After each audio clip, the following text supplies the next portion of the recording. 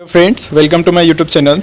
तो इस वीडियो में हम आज बात करेंगे ऐसे स्टूडेंट्स जो इस बार जामिया मिलिया इस्लामिया में एडमिशन लेना चाहते हैं और उसे किसी भी कोर्स में एडमिशन लेने में कोई कन्फ्यूज़न हो, फॉर्म फिलिंग करने में या फिर एलिजिबिलिटी क्राइटेरिया जानने में, कट ऑफ जानने में, पिछले साल कितने में सिलेक्शन हुआ था और कितना कंपटीशन है किस कोर्स में, कौन कौन से कोर्स CUET में गया है और CUET में फॉर्म फिल कर लेंगे तो क्या जामिया में भी फिर से उसका फॉर्म फिलअप करना पड़ेगा। तो ऐसे कन्फ्यूज़न के लिए, ऐसे प्रॉब्लम के लिए इस वीडियो में सारी बातें करेंगे। तो आप वीडियो में आखिर तक बने रहें, आपको सारी जानकारी मिल जाएगी। तो चलिए बिना किसी देरी के स्टार्ट करते हैं आज का वीडियो। तो सिंपली आपको अपने फ़ोन या PC में कोई भी ब्राउज़र ओपन कर लेना है तो और उसमें टाइप करना है आपको JMICOE.in। ये जामिया का ऑफिशियल वेबसाइट है। इसको जैसे ही सर्च करेंगे तो आपके सामने ये इंटरफेस खुल के आएगा और आपके सामने इससे पहले गूगल में और एक ऑफिशियल वेबसाइट खुल के आएगा। तो उसमें सबसे पहले आपको क्लिक करना है। यहाँ पे मेरे पास डायरेक्टली आ गया। तो उसके बाद आपको स्क्रॉल डाउन करते करते नीचे जाना है एडमिशन के सेक्शंस में। तो आप एडमिशन के सेक्शन पे जब आएंगे तो यहाँ पे जो है मैं आपको प्रोस्पेक्टस से सारी चीज़ें बताऊंगा, क्योंकि प्रोस्पेक्टस ही ऐसी चीज़ है जिसमें सारा डिटेल्स दिया होता है, क्योंकि बच्चों को पता नहीं कि ये जानकारी कहाँ से मिलती है। तो कुछ भी नहीं है, किसी भी कोर्स का आप अगर उसके बारे में कुछ भी जानना चाहें उस कोर्स के बारे में तो आप प्रोस्पेक्टस देखें, उसमें सारी जानकारी मिल जाएंगी। तो सबसे पहले मैं अगर आपसे बात करूँ प्रोस्पेक्टस की, तो यहाँ पे आपका दो प्रोस्पेक्टस है। एक है जामिया स्कूल का प्रोस्पेक्टस। तो यहाँ से है कि 1 से लेकर के 11 तक आप किसी भी नर्सरी से लेकर के 11 तक किसी भी क्लास का 11 तक आप एंट्रेंस के लिए जान सकते हैं कि क्या उनका फ़ीस है, क्या मतलब कि कुछ भी उनके बारे में अगर जानना हो तो आप स्कूल के लिए यहाँ से जान सकते हैं। और आपको अगर कॉलेज के बारे में जानना है, जैसे अंडर ग्रेजुएट प्रोग्राम्स के लिए, पोस्ट ग्रेजुएट के लिए, BTech के लिए, BA आर्किटेक्चर के लिए, तो आपको यहाँ से आपको सिंपली इसमें क्लिक करना है, जामिया मिलिया इस्लामिया प्रोस्पेक्टस 2023-24। तो इसमें सारी जानकारी आपको मिल जाएगी। तो मैं आज जो है ये under graduate post graduate course के बारे में ही बातें करूँगा, जामिया मिलिया इस्लामिया प्रोस्पेक्टस यूनिवर्सिटी के लिए। तो सिंपली आपको इसमें क्लिक करना है। आप जैसे ही क्लिक करेंगे तो ये आपके सामने डाउनलोड हो जाएगा। तो अभी रुकें, थोड़ा नेट स्लो चल रहा है और जब ये डाउनलोड हो जाएगा तो फिर मैं आपको दिखाऊँगा।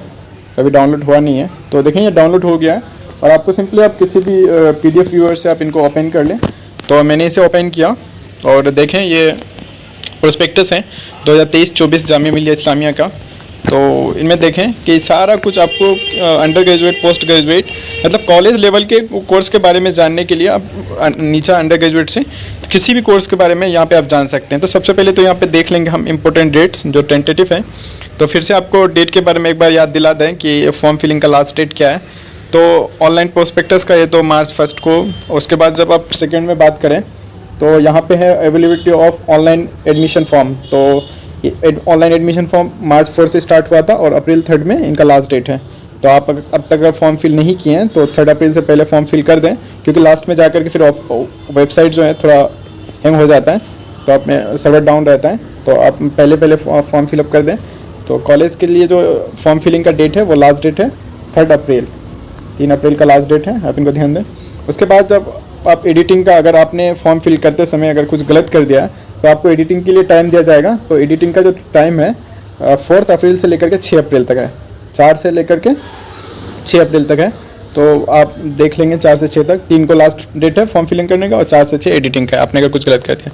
और date of issue of admit card, तो आपको एडमिट कार्ड जो इशू होगा वो 10 अप्रैल को होगा। 10 अप्रैल को आपका एडमिट कार्ड आ जाएगा कोर्स का। उसके बाद इंट्रांस टेस्ट जो कमेंसमेंट होगा इंट्रांस टेस्ट का, वो अप्रैल 15 के बाद ही होगा, मतलब कि एग्ज़ाम। उसके बाद जो आपका रिज़ल्ट जो आएगा वो सितंबर 30 के बाद ही आएगा।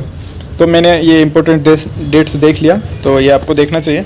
उसके बाद हम आगे बढ़ते हैं वीडियो पे और इसमें देखते हैं कि और हमें क्या जानना चाहिए, क्योंकि काफ़ी बच्चों को कन्फ्यूज़न होती है कि सबको सारी चीज़ें पता नहीं होता। इस बार तो सबसे ज़्यादा कन्फ्यूज़न है बच्चों के CUET वाला, क्योंकि इससे पहले जो जामिया में कोर्स जो गया था वो इससे पिछले साल 10 कोर्स गए थे और इस बार जो है आपका 15 कोर्स गया है। तो इस हिसाब से बच्चों कन्फ्यूजन होती है, क्या CUET में फॉर्म फिलअप कर दिए तो क्या फिर से जामिया में करना पड़ेगा। तो सबसे पहले मैं वहीं पे लेके जाता हूँ 114 में, आई थिंक CUET वाला फॉर्म है। तो मैं वहाँ पे लिखा हूँ कितने कोर्स गए हैं और किस में कितना ज़्यादा कंपटीशन लेवल है। तो मैं इनको थोड़ा मिनिमाइज़ करता हूँ और फिर जाता हूँ कि कौन कौन से कोर्स CUET वाला है और उसमें क्या क्या ध्यान रखना चाहिए। तो वीडियो पे बने रहें। हाँ, तो देखें ये 114 पे, ये पेज नंबर 114 है। इसमें इस प्रोस्पेक्टस में टोटल जो है 121 पेजेस हैं। तो अभी हम ऑन 4 पे हैं, 114 पेज पे। तो इस बार जो आप अगर यहाँ से देखेंगे, ये टोटल जो है ये 15 कोर्स हैं, 15 कोर्स हैं। तो यहाँ से आप देख सकते हैं टोटल 15 कोर्स इस बार जो है इसमें गया है आपका 1 से लेकर के 15 तक। तो मैं आपको दिखाता हूँ कि इसमें कौन कौन से कोर्स हैं और इसके लिए कौन सा टेस्ट देना पड़ेगा, डोमेन देना पड़ेगा या जनरल टेस्ट देना पड़ेगा। तो आप अगर ऊपर की 4 कोर्स की बात करें, जैसे बी ऑनर्स टर्किश लैंग्वेज, उसके बाद बी ऑनर्स संस्कृत, उसके बाद बी ऑनर्स फ्रेंच और बी स्पेनिश, तो इन चारों में इस आपका जनरल टेस्ट है। उसके बाद आप आगे अगर बात करेंगे तो बी ऑनर्स हिस्ट्री में जो आपका हिस्ट्री है डोमेन लेना पड़ेगा आपको। बी ऑनर्स हिंदी में आपका हिंदी डोमेन लेना पड़ेगा। बी ऑनर्स उर्दू में आपका उर्दू डोमेन लेना पड़ेगा। उसके बाद फिर आप अगर बात करें कोरियन की और पर्शियन की, बी ऑनर्स कोरियन और बी ऑनर्स पर्शियन की, तो ये दोनों के लिए आपको फिर जनरल टेस्ट। उसके बाद अब बीएससी बायोटेक्नोलॉजी की बात करें तो इसमें बायोलॉजी है या बायोकेमिस्ट्री या बायोटेक्नोलॉजी, इसमें कोई सा भी तीनों में से कोई सा आपको एक चूज़ करना है डोमेन। उसके बाद जब आप बीवोक सोलर एनर्जी की बात करें तो इसमें फिजिक्स लेना पड़ेगा। बीएससी ऑनर्स फिजिक्स, तो इसमें भी फिजिक्स लेना पड़ेगा। बीएससी ऑनर्स केमिस्ट्री, तो इसमें केमिस्ट्री लेना पड़ेगा आपको डोमेन। उसके बाद आप अगर अप्लाइड मैथमेटिक्स लेंगे तो इसमें मैथमेटिक्स लेना पड़ेगा। और बी ऑनर्स इकोनॉमिक्स, तो इसमें आपको इकोनॉमिक्स डोमेन लेना पड़ेगा। तो इस तरह से तो देख लिए कि 15 यहाँ पे कोर्स हैं और 15 कोर्स। इससे पिछली साल जो है जामिया के टोटल 10 कोर्स थे ओनली, और इस बार जो है लैंग्वेज के ज़्यादातर कोर्स नहीं थे और इस बार लैंग्वेज के भी कोर्स दिए गए हैं। तो इस बार टोटल जो है 15 कोर्स दिए गए। तो बच्चों की ये कन्फ्यूजन सबसे ज़्यादा रहती है कि सर हमने CUET का फॉर्म फिलअप कर दिया है तो क्या जामिया के भी वेबसाइट में जाके फॉर्म फिलअप करना पड़ेगा? तो हाँ बिल्कुल, आप मस्ट है। जैसे आपने अगर CUET में फॉर्म फिलअप कर दिया है तो ये मस्ट है कि आपको जामिया के ऑफिशियल वेबसाइट में जाके भी एप्लीकेशन फॉर्म फिलअप करना पड़ेगा। और वहाँ जब आप फॉर्म फिलअप करेंगे तो क्योंकि वो आपने CUET को दिया है तो वहाँ पे खुद एप्लीकेशन फॉर्म आएगा। आपने जो CUET में फॉर्म फिलअप किया और जामिया के किसी कोर्स का सेलेक्ट किया, मान लीजिए कि आपने फॉर्म फिलअप किया और B honours Turkish language literature जो ये आपने जामिया का सेलेक्ट किया, तो वहाँ पे जाके आपको B honours Turkish language Jamia की वेबसाइट में फिलअप करना पड़ेगा और जिस CUET के फॉर्म में वो फॉर्म एप्लीकेशन नंबर आपको वहाँ पे देना पड़ेगा। ऐसा नहीं कि आपने फॉर्म फिलअप कर दिया पेमेंट नहीं, आपको पेमेंट भी करनी है, कंप्लीट पेमेंट करनी है। उसके बाद आपको माना जाएगा आप जामिया में एडमिशन ले पाएंगे। तो बच्चों के ये भी कन्फ्यूजन था कि सर जब रिजल्ट आ जाएगा तब नहीं करना है। आप देखें कि CUET का अगर लास्ट डेट देखें तो वो 30 मार्च है, 30 मार्च है। और अगर जामिया का आप अगर लास्ट डेट देखेंगे तो जामिया का लास्ट डेट 3 अप्रैल तक है। तो आप CUET का फॉर्म फिल कर ही देंगे तो उसके बाद 3 अप्रैल से पहले जामिया का भी आपको फॉर्म फिलअप कर ही देना है, चाहे वह CUET वाला हो या फिर ऐसे जनरल कोई भी कोर्स हो। तो और हम बात करेंगे इस वीडियो में कि सर मतलब इसका कंपटीशन लेवल कैसा रहता है। तो मैं अगर इसमें से बात करूं ये 15 कोर्सेज में से, तो सबसे ज़्यादा अगर कंपटीशन लेवल है तो वो है BSc बायोटेक्नोलॉजी में। BSc बायोटेक्नोलॉजी ये जो 10 नंबर पे कोर्स है आपका BSc बायोटेक्नोलॉजी, अगर मैं इसका पिछले साल की बात करूँ तो पिछले साल इसमें 800 से लेकर के 1000 स्टूडेंट पर सीट था।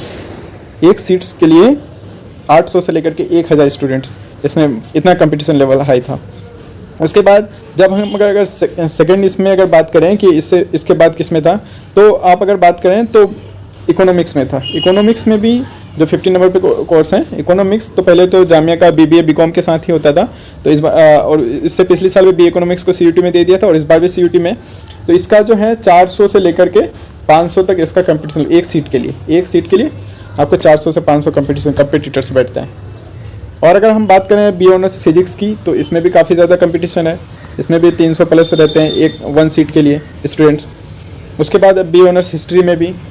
तो आप कुछ नहीं, आप अच्छे से तैयारी करें, कंपटीशन तो होता जाएगा। बच्चे फॉर्म तो बहुत ज़्यादा फिल करते हैं, बहुत घूमने के लिए आते हैं, बहुत ऐसे, तो उस टाइप का अपना देखें, आप अपना प्रिपरेशन ठीक रखें और आप सक्सेस होंगे ज़रूर।